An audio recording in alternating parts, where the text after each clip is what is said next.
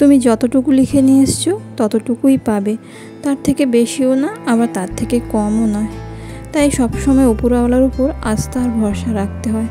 আমি কিন্তু সবসময় ওনার উপরেই ভরসা রাখি আর ওনার উপরেই বিশ্বাস রাখি। বাকিটা আমার কর্মের ওপর, আমি যেমন কর্ম করব তার ফল তো আমায় তেমনই পেতে হবে না। নমস্কার, কেমন আছেন সবাই? আশা করি ভালো আছেন, সুস্থ আছেন। আমি সোমা ভিলেজ লাইফস্টাইলের আবারও একটা নতুন ব্লগে আপনাদের সবাইকে স্বাগত। আর এখন বাজে সকাল 6:30। এখন থেকেই আপনাদের সাথে নিয়ে ব্লগটা শুরু করছি। আর অনুরোধ রইল পুরো ব্লগটা দেখার জন্য। আশা করি পুরো ব্লগটা আপনাদের ভালো লাগবে। আর আজ ছিল শুক্রবার, আর এখন বললাম 6:30 বাজে। আর 6:30 বাজে আমি চান করে চলে এসেছি। আর এখন না ওই 6:30 7টার মধ্যেই চান করে চলে আসছি। চানটা করে নিয়ে না তাড়াতাড়ি কাজগুলো শেষ করে দিই। তার কাজগুলো শেষ করে রান্না বান্নাটা তাড়াতাড়ি করে দিলে এখন ভালো হয়। কারণ এখন যেভাবে দিনকে দিন গরম বাড়ছে, ওই 12টা 12:30 একটা দিকে রান্না করতে গেলে না নিজেকেই খুব অস্বস্তি ভোগ করতে হয়। ওই জন্য আমি চেষ্টা করি যে 11টা 11:30টার মধ্যে রান্নাবান্নার কাজগুলো মিটিয়ে দেওয়ার। আর যেভাবে তাপপ্রবাহ বাড়তে আছে, মানে কি হবে জানি না। আসলে আমরাই প্রকৃতির উপর অত্যাচার করেছি, তাই প্রকৃতি তার সময় মতো আমাদেরকে তার দ্বিগুণ বুঝিয়ে দিচ্ছে যে প্রকৃতির উপর অত্যাচার করলে সেও ছেড়ে কথা বলবে না। তারপর চান করে চলে এসেছি। আর চান করে এসে আগে মন্দিরটা ধুয়ে দিলাম। মন্দিরটা ধুয়ে দিয়ে মনসাতলাটাও ধুয়ে দিয়েছি। মনসাতলা মন্দির দুটো ধুয়ে দিয়ে ফুলগুলো তুলতে এসেছি। আর বলছিলাম না কালকে যে আমার এক জায়ের বাচ্চা হবে, তো ওর ডেলিভারি ডেট ছিল কালকে, সেই জন্য বলছিলাম যে বাসনগুলো মেজে রেখে দেব, কিন্তু কালকে হয়নি, ওটা আজকে হবে। তো আজকে সন্ধ্যের দিকে ডাক্তার টাইম দিয়েছে, তো আমি তাই জন্য সব বাসন টাসন গুছিয়ে রেখেছিলাম, ওগুলো আবার বের করে পুজোটা দিয়ে দিলাম। আর গাছে কত ফুল হয়েছে দেখুন, অনেকটা ফুল ধরেছে। আর কাল থেকে হয়তো এই ফুলগুলো নষ্ট হবে, কারণ পুজো করা তো হবে না। নষ্ট হবে বলতে গাছে থেকে গাছেই পড়ে যাবে, আর ঠাকুরের পায়ে যাবে না। অনেকটা ফুল হয়েছে। বাড়ির পুজোটা করে দিয়ে না তারপর যাব আমি আমার কাকি শাশুড়ির বাড়িতে পুজো করতে, কারণ উনি পুজো করবেন না, তাই বললেন আমাকে পুজোটা করে দিতে। মন্দিরে জলটা দিয়ে দিয়েছি, তারপর সূর্য প্রণাম করে নিয়েছি। তারপর ঘরের ভেতরে পুজোটাও করে নিলাম, করে চলে এসেছি। এটা হচ্ছে আমাদের কাকিমাদের মন্দির।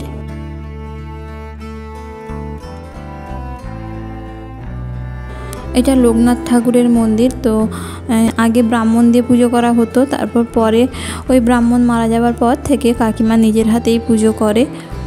আমরাও মাঝে সাঝে করি, যখন আমাদের ছেলের জন্মদিন হয় বা কোনো উপলক্ষে এখানে পুজো দিই বা পুজো করি।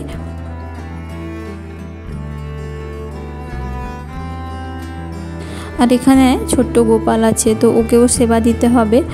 আর আমি দেখাবো যে আমি কিভাবে ছোট গোপালের সেবা করি, মানে আমি যতটুকু জানি, কারণ আমি তো আর গোপাল সেবা প্রত্যেক দিন করি না বা আমি জানি না। আমার মন যেটা বলে যে একজন সন্তানকে যেভাবে মা একজন দেখে রাখে বা একজন মা তার পরিচর্যা করে, তো ওভাবেই আমি চেষ্টা করব। কারণ গোপালকে আমরা সন্তান রূপেই পুজো করি, এইটুকুই আমার জানা আছে আর এটুকুই আমি মনে করি। তো ওইভাবেই আমি চেষ্টা করব। তো তাতে ভগবান সন্তুষ্ট হবেন কি না সেটা তো ওনার উপরে, উনি জানেন যে আমার হাত থেকে পুজো নিয়ে উনি কতটা সন্তুষ্টি পাবেন। মন্দিরটা আগে মুছে নিলাম, মন্দিরটা মুছে নিয়ে তারপর চলে এসেছি। এখানে গোপাল সোনা শুয়ে আছে, তো ওকে তুলবো। তো তোলার আগে ওর গায়ে হাতে পায়ে একটু হাত বুলিয়ে দিচ্ছি। যেমন আমি আমার ছেলেকে তুলতে গেলে ওকে একটু আদর করে তুলি, তো আমার কাছে ও ছেলের মতো, তার জন্য ওকেও একটু আদর করে তুললাম। তুলে একটু বিছানায় বসিয়েছি, তারপর স্নান করাবো। তো বিছানায় বসিয়ে তারপর তুলে নিয়ে এসেছি, তুলে তেল মাখিয়ে দিয়েছি। তেল মাখিয়ে একটু জল নিয়েছি, তার মধ্যে তুলসী পাতা দিয়েছি। আসলে আমি তো গোপাল সেবা কোনো দিন নয়, এই কাকিমাদের কাছ থেকে দেখে করেছি 2-1 বার, কিন্তু নিত্যদিন তো আমি আর সেবা করি না। তো যেমন পারছি তেমনই করছি। আমার সেবা করার হয়তো ভুল থাকতেই পারে অনেক কিছু, তো আমি মনে মনে চাইবো যে ভগবান যেন আমার সেবা নেন, বা আমার যদি কোথাও ভুল ত্রুটি থাকে তা যেন ক্ষমা করেন। স্নান করিয়ে তারপর একটা জামা পরিয়ে দিয়েছি, তারপর ওনার যা গয়নাগাটি ছিল মানে ওনার মুকুট চুল ওগুলো পরিয়ে দিলাম, পরিয়ে দিয়ে তারপর আমি গোপাল সোনাকে সিংহাসনে বসিয়ে দিয়েছি। তো একটা গোপাল নয়, আজকে জোড়া গোপাল একসঙ্গে পুজো করব। আর এটা হচ্ছে আমাদের ওই আমার যে জায়ের বাচ্চা হবে তো ওদের বাড়ির গোপাল, তো সেও এখানে রেখে দিয়ে গেছে। দুজনকেই স্নান করিয়ে তারপর জামা কাপড় পরিয়ে গয়নাগাটি পরিয়ে তো দুজনকে পুজো দিয়ে দিলাম। আর এরা ভোগে বাতাসা দেয় তো আমি তাই দিয়েছি। তো বাতাসা জলটা খাইয়ে দিলাম, খাইয়ে দিয়ে তারপর বাকি ঠাকুরগুলোকে পুজো দেব। আমি জানি না ঠিক হয়েছে কি ভুল হয়েছে, তো অবশ্যই কমেন্ট করে জানাবেন যে আমি গোপাল সেবাটা ঠিকঠাক করতে পারলাম কি না। এবার বাকি ঠাকুরগুলোকেও ফুল জল দিয়ে দেব।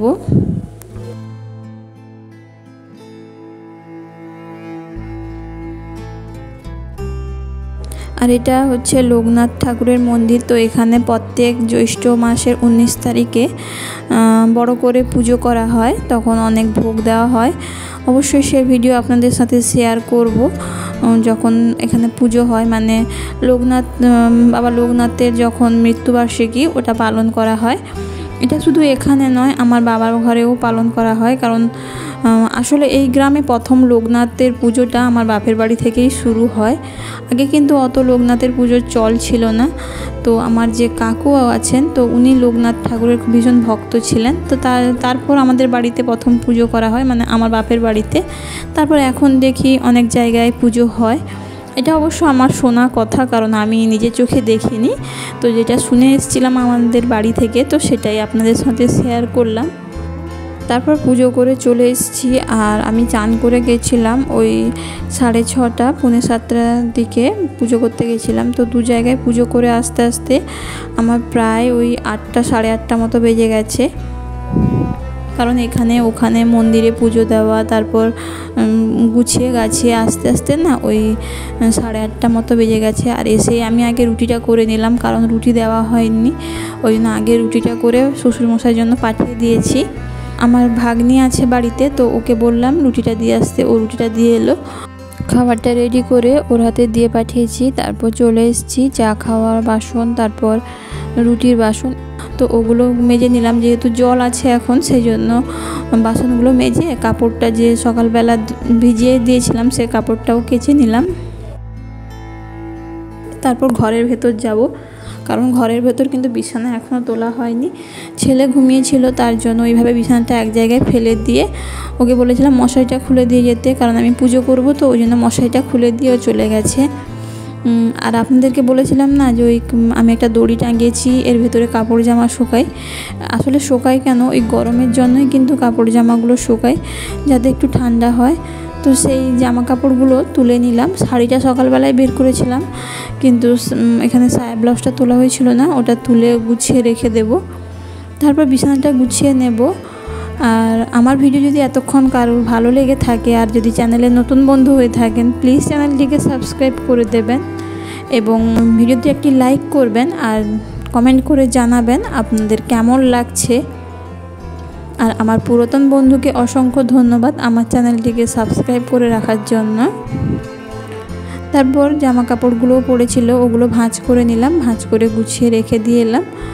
আর ততক্ষণ না ছেলেও পড়ে চলে এসছে, আর ওকে না স্কুল পাঠাইনি, জানেন তো এত গরম না, ওই জন্য ওকে আর স্কুল পাঠাচ্ছি না 2-3 দিন। আমরাই থাকতে পারছি না বাড়িতে, তো ও স্কুলে থাকতে ওর অসুবিধা হচ্ছে, ওই ভেবেই আমি পাঠাইনি। তারপর বিছানাটা তুলে দিয়ে এসেই রান্না করতে বসে গেছি। আর এখন ওই 10টা মতো বেজে গেছে, তো রান্নাটা তাড়াতাড়ি শেষ করতে হবে, কারণ এত গরম, তার জন্যই আমি খাইনি, আগে রান্না বসিয়ে দিয়েছি। আর আলু ঢ্যাঁড়স ভেজেছিলাম, ওটা ছেলেকে দিলাম, আলু ঢ্যাঁড়স ভাজাটা, ও পান্তা খাচ্ছে। আর আমি একটা তরকারি বসিয়ে দিই, তারপর আবার খাবো। আর সকালবেলায় পোনা মাছ এনেছিল, তো ওই পোনা মাছের টক করব।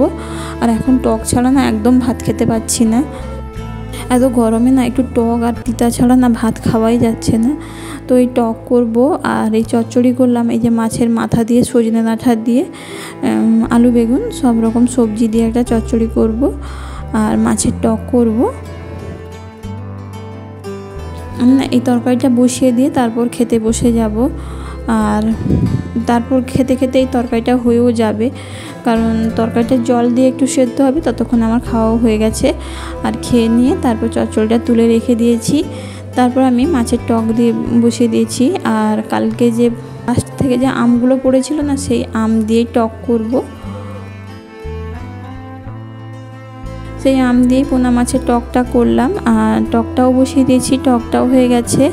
আর উচ্ছের একটা ওই তরকারি মতো করেছিলাম, ব্যাস। তারপরে যে আমগুলো পড়েছিল না, যেগুলো ভাঙা হয়েছিল গাছ কেটে, ওই আমগুলো পড়েছিল। আমি ভাবলাম একটু আমচুর বানিয়ে ফেলি, ওই জন্য আমগুলোকে রান্নাবান্না শেষ করে আমগুলোকে কাটতে বসে গেছি।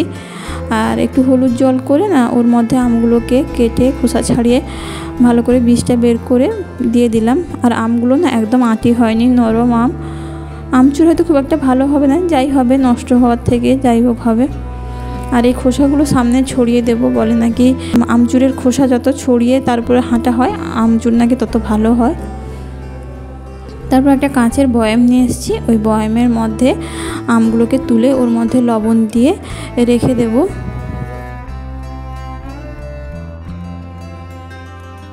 আর দেখুন আমার কি বুদ্ধি, লবণ দিয়ে চাপা না দিয়ে আমি এরকম ঝাঁকা দিয়েছিলাম, তো সেই জন্য সমস্ত লবণটা নিচেই পড়ে গেল। ওটা আবার পরিষ্কার করতে হবে। তারপর আবার একটু লবণ দিয়ে ঢাকা দিয়ে দিলাম, ঢাকা দিয়ে 2-3 বার এভাবে ঝাঁকা দিয়ে রেখে দিলাম। আজকে আর রোদে দেবো না, এটা পরশুদিন রোদে দেবো। তারপর চলে এসেছি শ্বশুর শাশুড়িকে খেতে দিয়ে, আমি আর ছেলে খেতে পেরে নিয়েছি। আর আজকের ভিডিওটা এ পর্যন্ত। সবাই ভালো থাকবেন, সুস্থ থাকবেন।